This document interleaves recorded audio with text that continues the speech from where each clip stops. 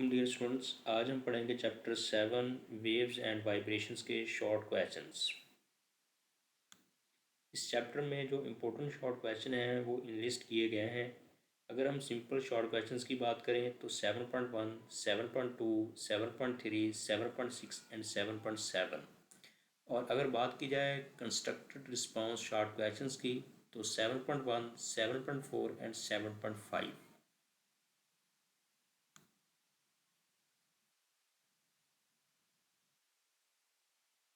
पहला क्वेश्चन देखते हैं 7.1। What are the conditions of interference. Interference जो एक बड़ा नेचुरल फिनोमेनन है वेव्स के साथ, इसकी क्या कंडीशंस हैं। For interference waves must be. Interference के लिए वेव्स में कुछ प्रॉपर्टीज़ होना लाजमी है। अब ये प्रॉपर्टीज़ कौन सी हैं या ये कंडीशंस कौन सी हैं। पहली कंडीशन है कोहरेंट, यानी जो दो वेव्स हैं वो क्या हों, कोहरेंट हों। The waves must have a constant phase difference. और कोहेरेंट होने का मीनिंग क्या है कि वेव्स का फेज डिफरेंस जो है वो कांस्टेंट हो। और दूसरी कंडीशन है हैव सेम वेवलेंथ, यानी वेव्स की वेवलेंथ क्या होनी चाहिए, सेम होनी चाहिए। The waves should have a single and same wavelength. अगर ये दो कंडीशंस फुलफिल होंगी तो इंटरफेरेंस हो सकती है।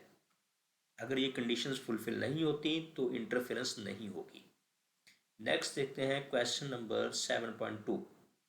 Differentiate between constructive and destructive interference. तो इंटरफेरेंस की दो टाइप्स होती हैं, कंस्ट्रक्टिव इंटरफेरेंस और डिस्ट्रक्टिव इंटरफेरेंस। तो हमने दोनों में फ़र्क वाजे करना है। पहले देखते हैं कंस्ट्रक्टिव इंटरफेरेंस क्या होती है। Constructive interference occurs when the crest of one wave overlap the crest of the other wave, causing an increase in the resultant wave amplitude। यानी दो वेव्स हैं हमारे पास, एक ग्रीन है एक ब्लू है।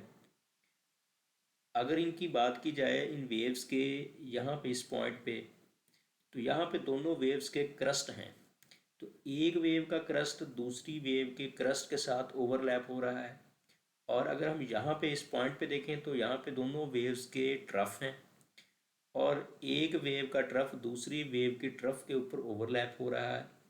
तो कंडीशन ये है कि अगर क्रस्ट के ऊपर क्रस्ट ओवरलैप करे, ट्रफ के ऊपर ट्रफ ओवरलैप करे, तो ऐसी सूरत में हमारे पास जो इंटरफेरेंस होगी वो क्या होगी, कंस्ट्रक्टिव इंटरफेरेंस होगी। और इसमें जो रिजल्टेंट वेव हमें हासिल होगी, जो रेड कलर से शो की गई है, इसका एम्पलीट्यूड इन दोनों वेव से बढ़ जाएगा। तो ये हमारे पास है कंस्ट्रक्टिव इंटरफेरेंस। और दूसरी टाइप है destructive interference. Destructive interference occurs when the crest of one wave overlap the trough of the other wave, causing a decrease in resultant wave amplitude। यहाँ पे देखें, ये ग्रीन कलर की पहली वेव है, ब्लू कलर की दूसरी वेव है। इस पॉइंट पे अगर हम देखें तो यहाँ पे हमारे पास इस पॉइंट पे ग्रीन वेव का क्रस्ट है और ब्लू का ट्रफ है। तो एक वेव का क्रस्ट और दूसरी वेव का ट्रफ ओवरलैप कर रहा है और सेम सिचुएशन यहाँ पे है। अब यहाँ पे ब्लू वेव जो है उसका क्रस्ट है और ग्रीन का ट्रफ है। अगर इस तरह से ओवरलैपिंग हो कि एक वेव का क्रस्ट दूसरे के ट्रफ से ओवरलैप करे तो एज अ रिजल्ट हमें ये वाली रेड कलर वाली वेव मिलती है। तो ये हमारे पास जो वेव है ये डिस्ट्रक्टिव इंटरफेरेंस को शो कर रही है। नेक्स्ट देखते हैं अगला question 7.3। What are the coherent waves and coherent sources. Coherent waves क्या होती हैं और कोहेरेंट सोर्सेस क्या होते हैं, इनकी एग्जांपल देनी हमने। पहले देखते हैं coherent waves. Coherent waves are two or more waves that maintain a constant phase difference with each other over time। Coherent waves ऐसी वेव्स होती हैं जिनमें फेज डिफरेंस क्या हो, कांस्टेंट हो। और इनके जो सोर्सेज होंगे वो क्या कहलाएंगे, coherent sources. Coherent sources are two or more sources that emit waves satisfying the conditions for coherence। तो कोहेरेंट सोर्सेज की अब हमने एग्जांपल्स देनी है। तो लेज़र एक एग्जांपल है कोहेरेंट सोर्स की। तो लेज़र से लेज़र लाइट निकलती है और ये कैसी लाइट होती है, ये मोनोक्रोमेटिक होती है, यानी इसका एक सिंगल कलर होता है, और ये कोहेरेंट लाइट होती है। इसी तरह एक हमारे पास सोर्स होता है मेज़र। इससे क्या निकलती हैं, कोहेरेंट माइक्रोवेव्स निकलती हैं। यानी ये दो सोर्सेज हैं कोहेरेंट वेव्स के। यहाँ पे देखा भी जा सकता है, लाइट सोर्स है तो सिंगल लाइट सोर्स से भी हम कोहेरेंट वेव बना सकते हैं। इसके लिए हमें यहाँ पे एक डबल स्लिट लगानी पड़ेगी। अब डबल स्लिट जो है, ये वाली स्लिट भी एज अ सोर्स एक्ट करेगी, ये वाली स्लिट जो है ये भी एज अ सोर्स एक्ट करेगी। और अब चूंकि दोनों के सोर्सेस सेम हो गए हैं, एक जैसे हुए हैं, क्योंकि पीछे से जो लाइट आ रही है वो सेम सोर्स से आ रही है, तो यहाँ से जो वेव्स निकलेंगी और ये वाली जो वेव्स होंगी, इनके फेस कांस्टेंट भी क्या होंगे, सेम होंगे। या कहने कि इनका भी फेस क्या होगा, बिल्कुल एक जैसा होगा। तो हम कहेंगे ये दो लाइट जो हैं ये क्या हैं, कोहेरेंट लाइट हैं। और ये जो दो सोर्सेज बन गए हैं ये कोहेरेंट सोर्सेज हैं। नेक्स्ट देखते हैं question number 6। How Doppler's effect is use to study cardiac problems. Doppler effect जो है, इससे हम किस तरह कार्डियक प्रॉब्लम्स को स्टडी कर सकते हैं। Based on Doppler shift, Doppler echocardiography measures blood flow velocities in the cardiac chambers and blood vessels. Blood vessels और कार्डिक चैम्बर्स के अंदर हम ब्लड फ्लो को देखते हैं, उसको मैयर करते हैं, उसकी वेलोसिटी मैयर करते हैं। तो यहाँ से फिर अंदाज़ा होता है कि ब्लड फ्लो नॉर्मल है या अब नॉर्मल है। अब इसके लिए क्या किया जाता है, हमारे पास अपरेटस होता है जिससे हम वेव्स जनरेट करते हैं। अब ये वेव्स ट्रैवल करती हुई जाती हैं और ब्लड सेल्स जो हैं उनसे टकराती हैं, और टकराने के बाद रिफ्लेक्ट बैक होके हमारे एक रिसीवर के अंदर या जो डिटेक्टर होता है उसके अंदर ये वेव्स वापस जाती हैं। यहाँ से अंदाज़ा होता है कि ब्लड फ्लो कितना है, यानी इन सेल्स की वेलोसिटी कितनी है। अगर ये अपनी नॉर्मल वेलोसिटी से ज़्यादा स्पीड से मूव कर रहे हैं तो दिस मीन वहाँ पे या तो स्टिफनिंग हो गई है, या हमारी ब्लड वेसल जो है वो नैरो हो गई है, या क्लॉटिंग हुई हुई है वहाँ पे, या वाल्व की लीकेज भी हो सकती है। तो इस तरह से हम चेक कर लेते हैं कि क्या प्रॉब्लम है। If the blood clot is present anywhere और when the heart valves become stiff or narrow, blood flow velocity increases। तो अगर स्टिफनेस है या नैरो हो गई है ब्लड वेसल्स, तो क्या होगी, वेलोसिटी इंक्रीज हो जाती है। और अगर इसी तरह लीकेज है तो वेलोसिटी कम हो जाती है। Doppler ultrasound detects these high speeds jets. तो ये पूरा जो ऑपरेटस है ये क्या कहलाता है, डोपलर अल्ट्रासाउंड। यहाँ पे साउंड वेव्स इस्तेमाल करते हैं, इसलिए इसको हमने क्या कहा है, अल्ट्रासाउंड। यानी ये ऐसी साउंड वेव्स होंगी जिनकी वेलोसिटी। नेक्स्ट देखते हैं क्वेश्चन नंबर 7।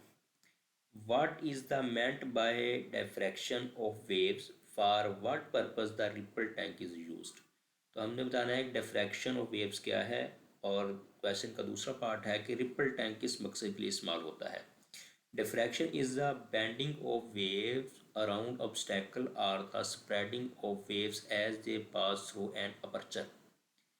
अब इसमें क्या होता है, जब अपर्चर जो है, अपर्चर में एक प्रॉपर्टी होनी चाहिए कि अपर्चर का जो साइज़ है वो वेवलेंथ के साइज़ के बराबर आना चाहिए। अगर ऐसा है कि अपर्चर और वेवलेंथ का साइज़ जो है वो सेम है, एक दूसरे के बिल्कुल बराबर है या करीब करीब है, तो ऐसी सूरत में क्या होगा, वेव अपर्चर से टकराने के बाद क्या करेगी, उससे डिफ्रैक्ट हो जाएगी। इसी फिनोमेनन को क्या नाम देते हैं, डायफ्रैक्शन का। तो यहाँ पे हमारे पास रिपल टैंक है, तो रिपल टैंक में इस फिनोमेनन को हम स्टडी कर सकते हैं। Ripple tank is use to demonstrating wave properties, visualising interference. तो इन तमाम मकासद के लिए हम रिपल टैंक को इस्तेमाल करते हैं। नेक्स्ट देखते हैं क्वेश्चन, कंस्ट्रक्टेड रिस्पॉन्स क्वेश्चन है ये हमारे पास 7.2। Can you apply Doppler's effect to light waves? तो डॉपलर इफेक्ट लाइट वेव्स के ऊपर भी अप्लाई हो सकता है। Yes, Doppler effect is applicable to all types of waves. The Doppler effect is the change in the observed frequency of any mechanical, तो mechanical wave की example देखें तो साउंड है, और इलेक्ट्रोमैग्नेटिक वेव्स, तो लाइट जो है वो इलेक्ट्रोमैग्नेटिक वेव्स होती हैं, due to relative motion of the source and observer. अगर सोर्स और ऑब्जर्वर में relative मोशन है तो चाहे वेव्स किसी भी तरह की हो, मैकेनिकल हो या इलेक्ट्रोमैग्नेटिक हो, तो वहाँ पे हम डॉपलर इफेक्ट को ऑब्जर्व कर सकते हैं। तो अगले क्वेश्चन की तरफ जाते हैं।